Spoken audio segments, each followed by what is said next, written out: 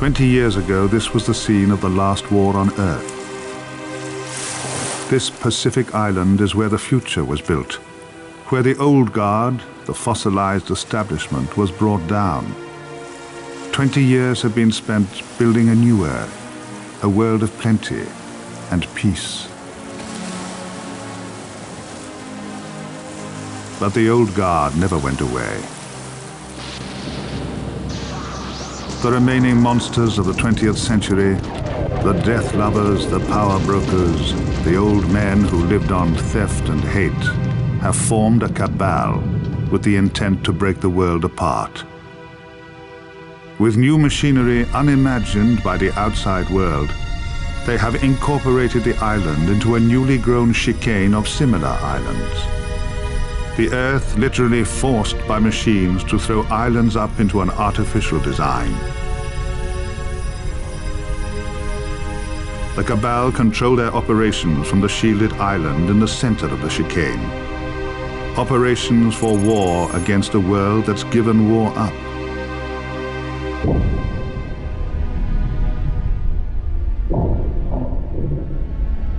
It's up to the new society of 2032 to relearn war, to revive the last of the adaptive cruisers.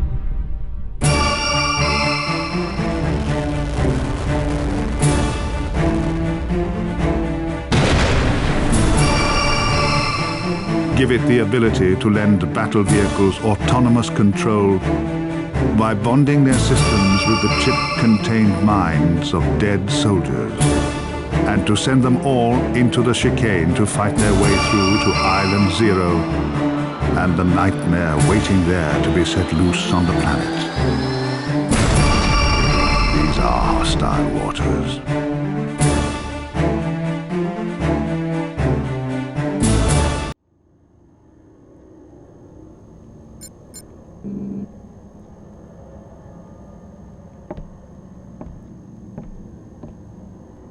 Walker?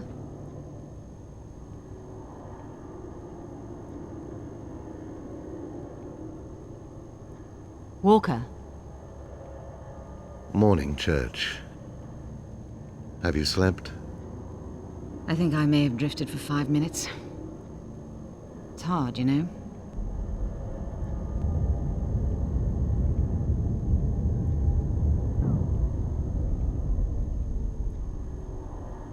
Church, I've had word from Minitech. They finished their report on the missiles and warheads. I have the full analysis here.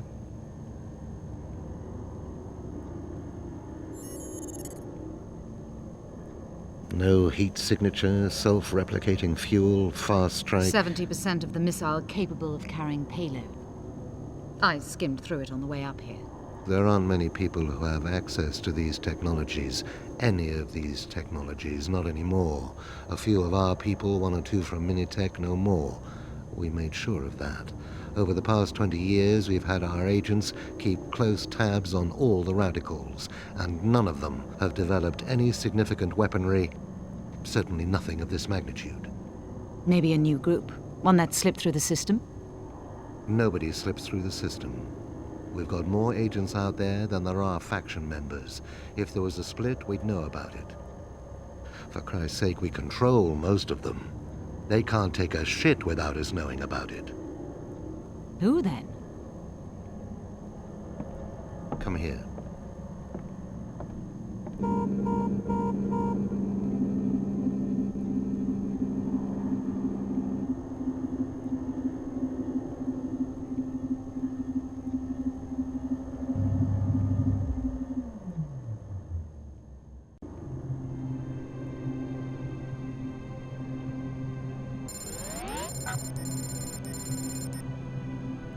Some months ago, it came to our attention that large shipments of raw materials were being routed to an island chicane in the Pacific Ocean.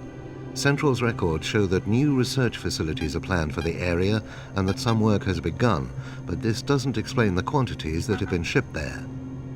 2 weeks ago, we sent a small ops team into the area to carry out preliminary investigations. And? And we haven't heard from them. Their links have been disabled. Any clues as to why? Nothing but speculation and conjecture. But with that, alongside the attacks last night, the disappearance of 3 of our most prolific scientists over the past 12 months means we're fast running out of options. We need to act. At 4 o'clock this morning, Central gave the green light to reopen the Antaeus program. The Antaeus program? But the Antaeus technology is gone, destroyed. All the vessels disassembled after the war. They were. All but 2.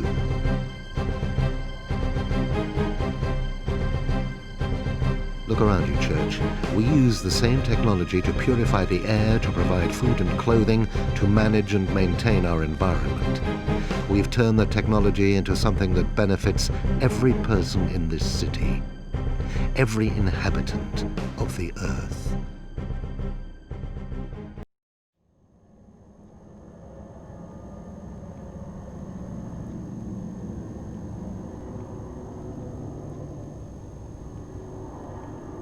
Sit down, Church. There's something you don't know about the Antaeus cruisers, information that only a handful of people have ever been privy to, and that's been kept classified for the past 20 years. I'm listening. You've heard of Soulcatcher? Classified 1990s American military program? Theoretical research into storing human brain functions on silicon. It was closed in the late 90s to make funds available for the advancement of the SETI programs. Mostly correct, but it was never closed. Far from it. Every crew member on an Antaeus vessel was fitted with a Soulcatcher chip. If they ever died in combat, their thoughts, their abilities, their minds were stored on silicon, ready to be salvaged and used again to pilot especially adapted craft built using the cruiser's onboard nanofactories. Nice.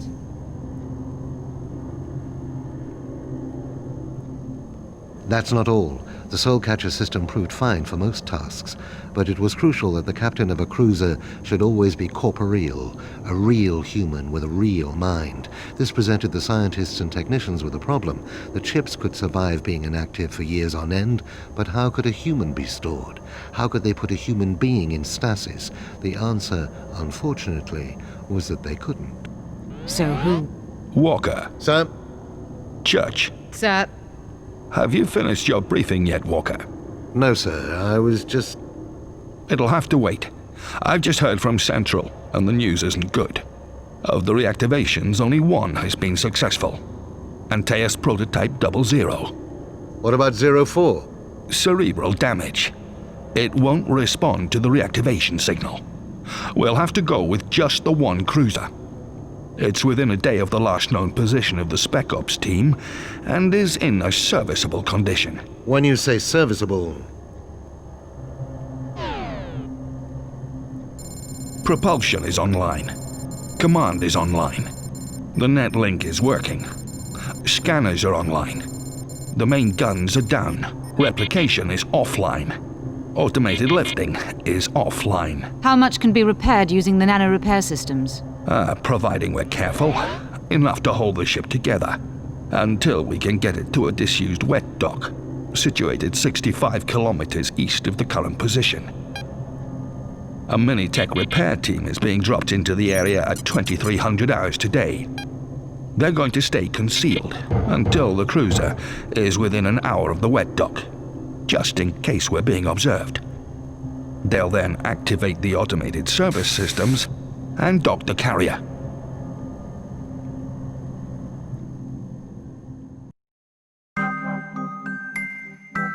This is an artifact of nanotechnology, a science of small things. These are assemblers, powerful computerized engines, each just a dusting of atoms wide. One alone can begin building an object from nothing up, 1 atom at a time. Millions of assemblers could sit unnoticed in the crevices of your hands. Billions of them could build a plane from the ruins of a tank and a few handfuls of dirt within hours. The untold trillions in the adaptive cruiser's creation reactor will create new weapons and vehicles from what the scavengers bring back within seconds.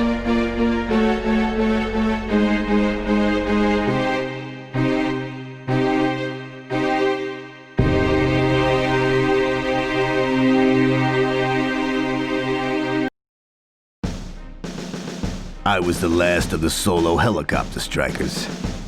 This outer band of islands was where the fundamentalists made their last stand. If there weren't going to be any more churches, then by God, there weren't going to be any more people.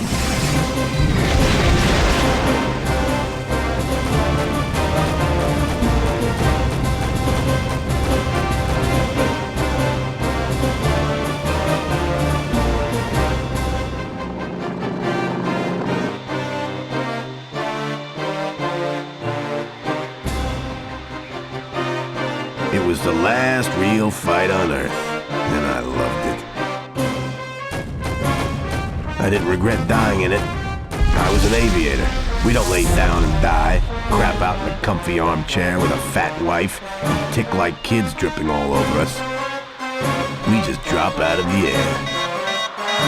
The Soulcatcher chip knew what was happening. I felt it crackle, take a deep breath, summon itself, and suck me in.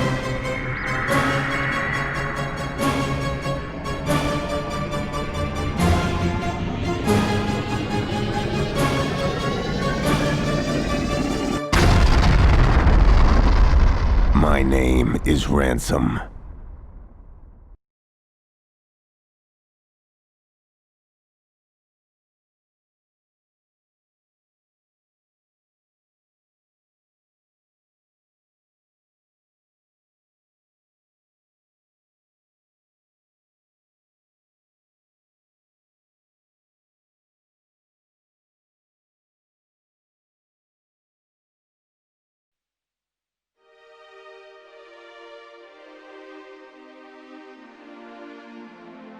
In the year 2012, the Earth was hit by the last thing it was expecting: Sanity. 2012 was the end of days in the old Mayan calendar, a time of great change, the conclusion of history. And it seemed to coincide with a great sea change in the way people saw the world. No one dared suggest that it brought the change with it, of course. But suddenly, we all looked at each other and saw not where we all came from, but where we were all going. And we decided to all go there together. This is what we're fighting for. This is what the old rulers don't want us to have. A world gone sane.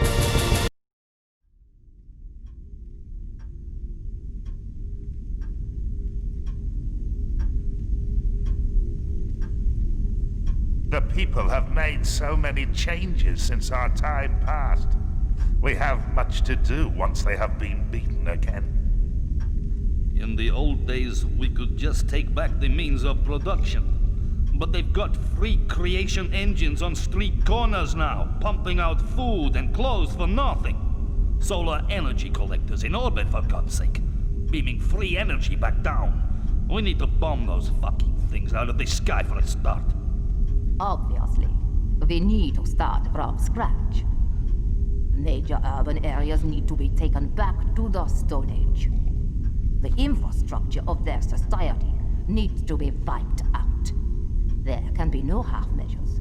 Once that's done, we can go in, reintroduce the concept of money. Money for labor, food for money. Without those basic relationships, there can be no control. And without control, we may as well just end all life on this planet and see if the cockroaches can get it right 1 billion years from now.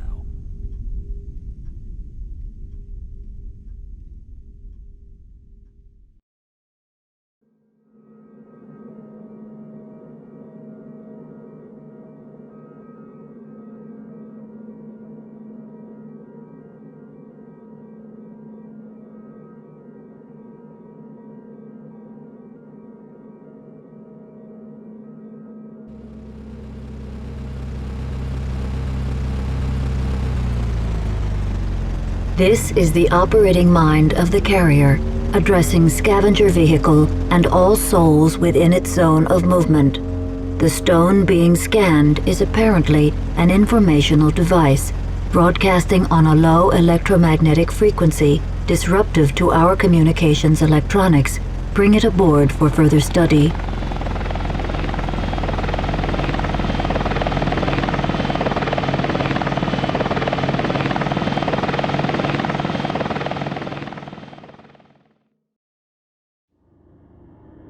Do you remember the last time you killed someone?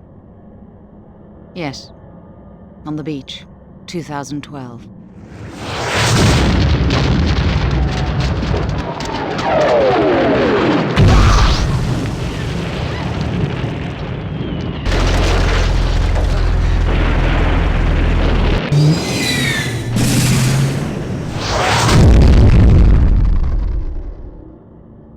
You? I was in London. I remember London.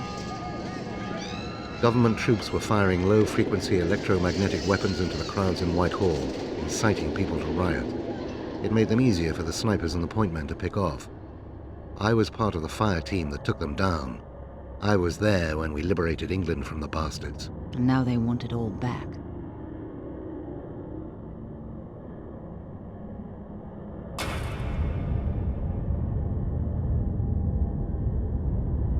"20 years. You know, I'd managed to forget almost all of it. The noises people make when bullets hit them. The way you scream when you're killing someone with your hands. I hated that most of all. Because it doesn't come from you. And then you come to with blood on your hands and skin under your nails. And your throat's raw and you don't know why because you don't realize you've been shrieking all the time you've been... I don't like having been a killer. Neither do I.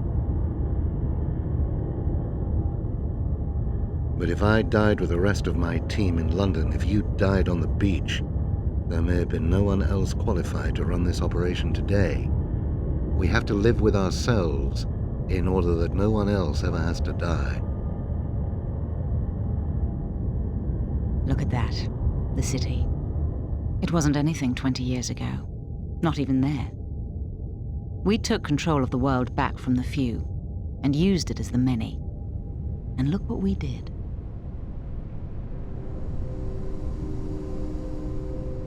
Streets lined with plants that capture pollution and sequester it as the pigment in flowers, decontaminating it as they bloom. Public creation engines on every corner that make free food and clothes and goods and anything out of dirt and waste. Tiny organic medicines riding the air that heal us as we breathe. Disease-free immortality. Our grasp exceeds the moon, and we stand on the verge of greatness. 20 years of making the world right are embodied here. Worth relearning war for. Worth killing for.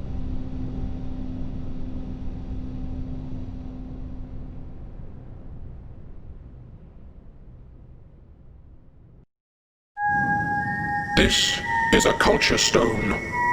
We all must carry our history with us. We are young, and our history has been hard. Each of these stones contain our entire culture. Should we become separated from our race, we may plant this stone to grow our culture anew.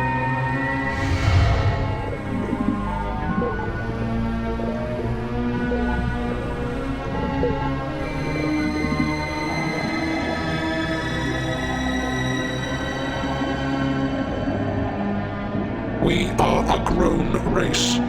We have fought and clawed our way to a civilization we can call our own in only 50 years. They made us.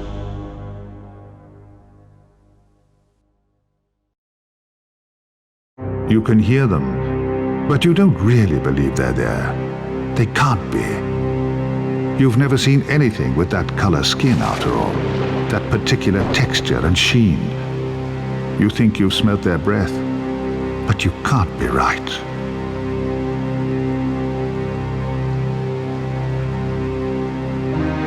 The smell of hospital burns wards, of car accidents, the smell of cooked human meat on their breath.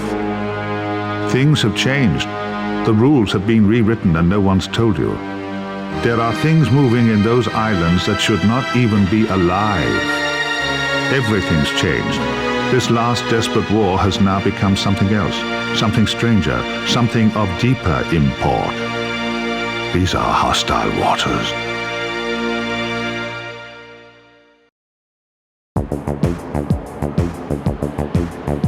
It's getting colder.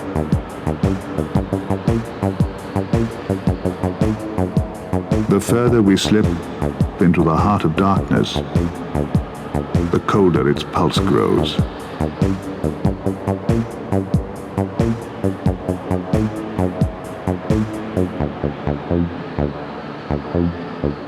The local fauna and flora are not designed to survive in these temperatures. I wonder what is.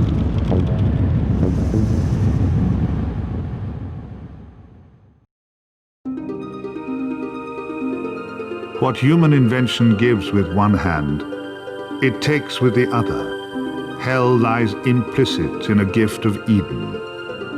The cornucopia of the nanotech assembler has also given the world its worst weapon since the atomic bomb, the disassembler. Nanotech engines programmed only to rip their host apart from the atomic level outwards.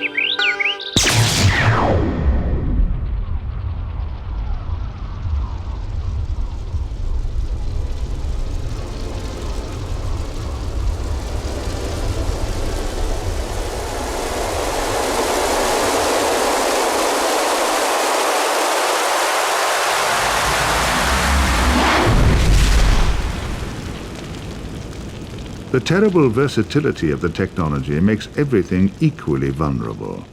Buildings, trees, people, societies.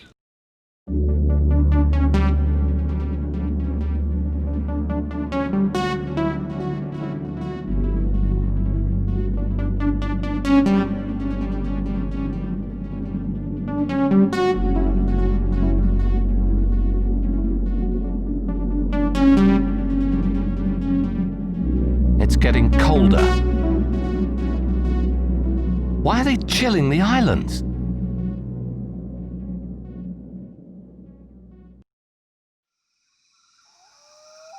Our likenesses were deliberately fetished for the outside world by our creators, our owners. They made fictions of aliens, things from other worlds here to have sex with you, to violate you, to disturb you.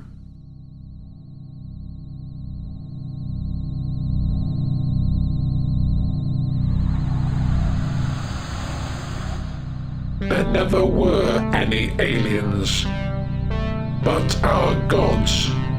This committee of mad soldiers and conspiratorial governors decided there should be, just to help keep you scared, keep you confused. So they built their own.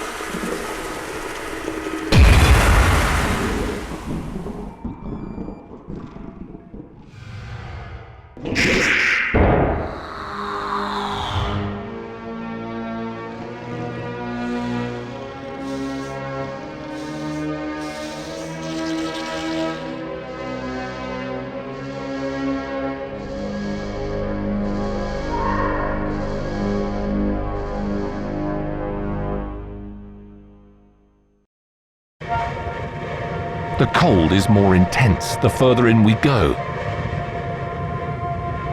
Around the cold generators, our vehicles begin to seize. Here we see alien mobiles, dead in this awful chill. Too many of their vessels look organic to us. Flesh, mammalian, warm-blooded in an alien winter.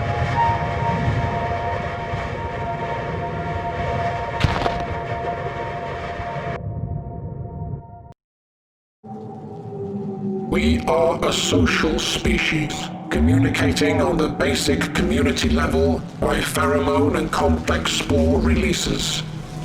The basic social spore codes are archived within this stone. Herein are the traditional housing structures. By the age of 5, we have learned to harness our personal organic creation engines within our bowels to excrete nanotech assemblers. We therefore build our homes by smearing our construction excreta over the available material. Here we breed in family groups, asexual, infertile until we attain emotional stability. Here we make our lives until it is time to do what we were created for.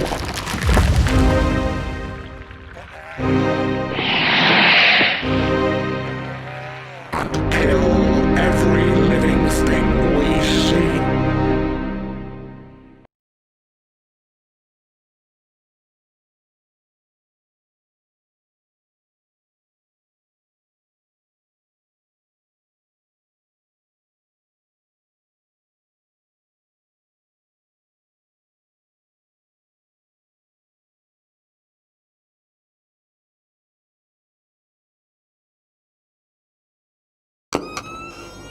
Captain, the information we took from the mainframes was wrong.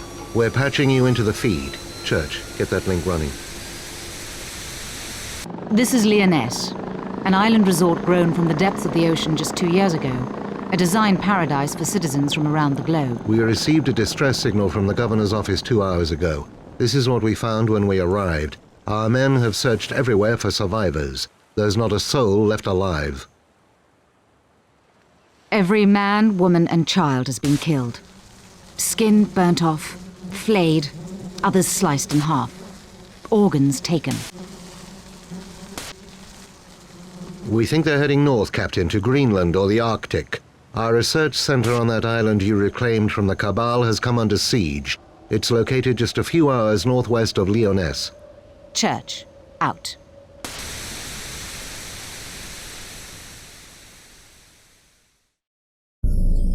Here, in the final chicane of sea bases, are the great engines that will be put into service against the rest of the planet. The machines that will spread nanobreakers across the ocean, designed to devour, at the very least, the food and power-making technologies of the rest of Earth. The machines that will program dissent out of the human mind, that will incinerate pockets of resistance and reduce entire countries into puddles of protein, leaving the buildings empty for resettlement. At least, that's what we thought.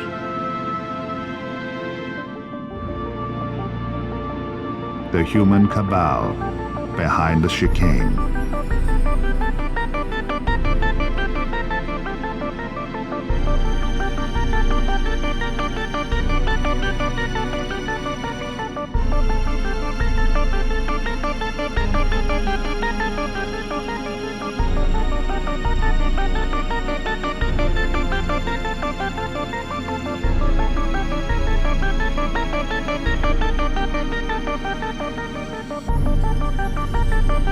The species they grew to make war for them have taken over, and unlike the Cabal that grew them, they have no reason to leave anyone on Earth alive.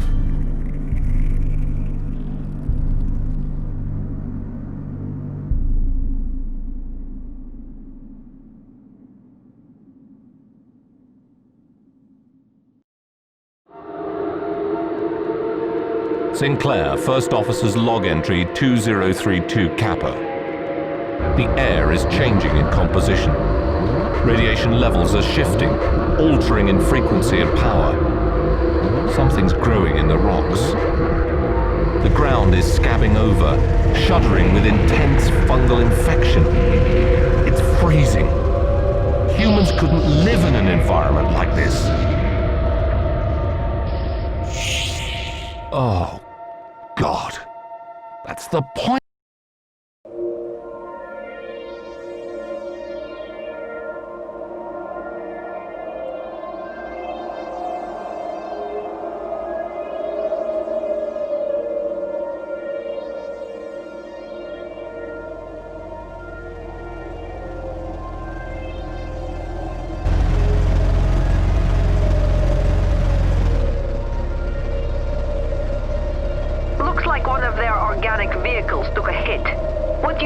it from the air was its cargo? No idea what it is. Would you like me to bring it in? Okay, kilo it out from this location. But you should know, it's got a creation engine on it, just like the carriers.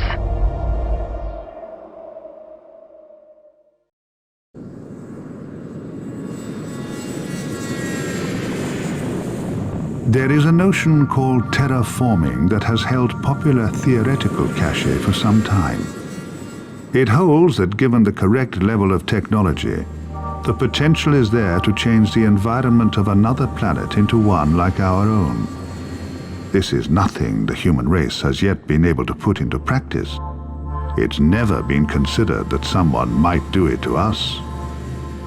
These central positions look less and less like somewhere a human could survive.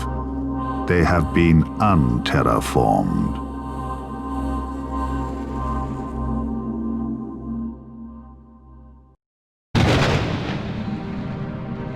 It ends. The great engines of destruction are crippled, the forces of human extinction routed. You have come back from the dead, gone to hell, and given the human race back its future.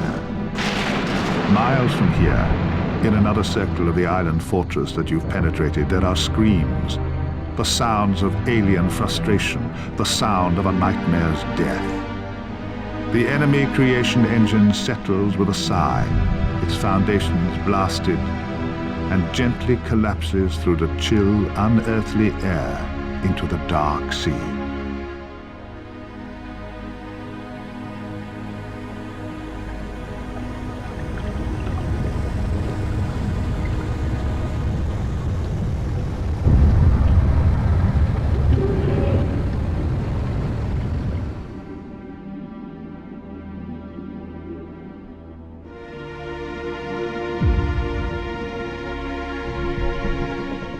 Your own vessel, tested to her limits, cracks apart now, her revenant task done. The ship's creation engine drops through still fathoms to grateful rest. The two live machines, still suffused with the energy of making, lie together.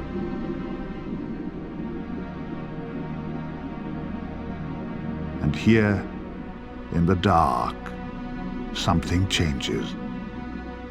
The engines move closer. There is the bright and awful spark of creation in the ocean night. Terrible fire and motion in the deep.